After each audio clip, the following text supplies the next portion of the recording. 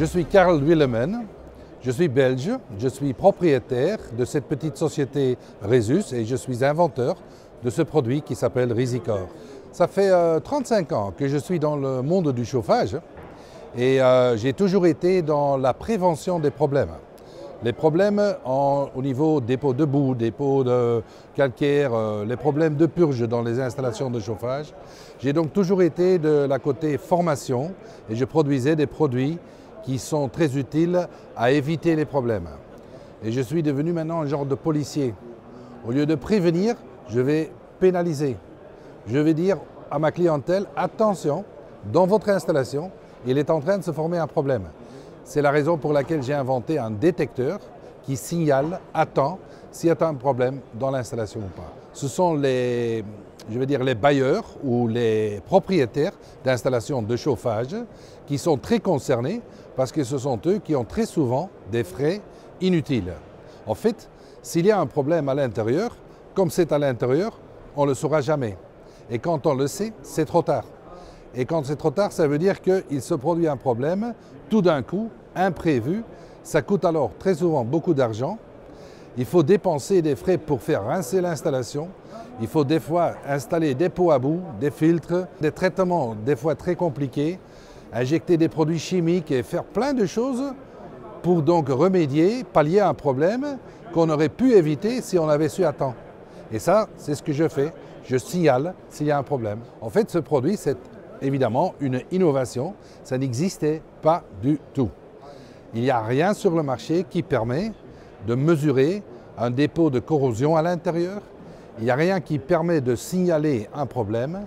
Personne ne saura vous dire si vous avez dans la chaudière ou dans la pompe à chaleur ou peu importe un dépôt de calcaire ou vous avez un problème de corrosion, de dépôt de rouille ou de magnétite qui est en train de se former. Ça n'existe pas. Et ça, je trouvais ça inacceptable.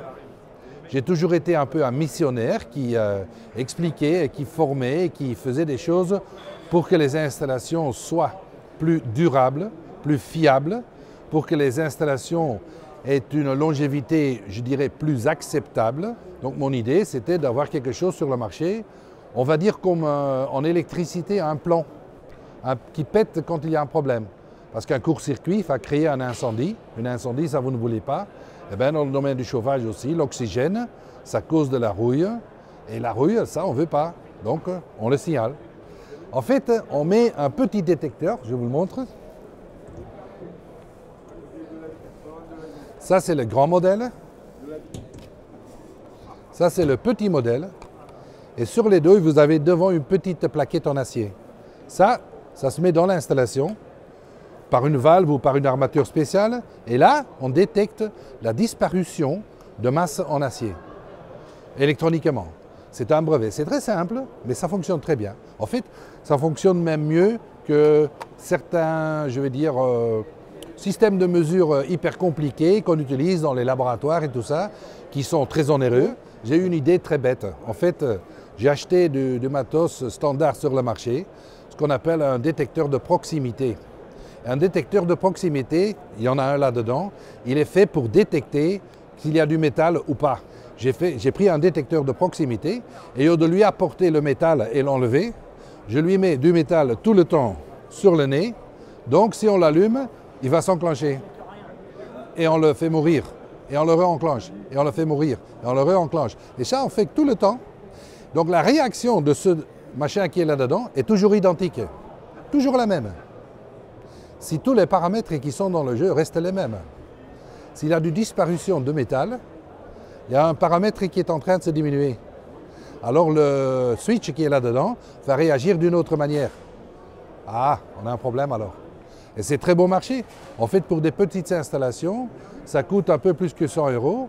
Et pour les grandes installations, 400 ED. Donc c'est vraiment pas la mer à boire.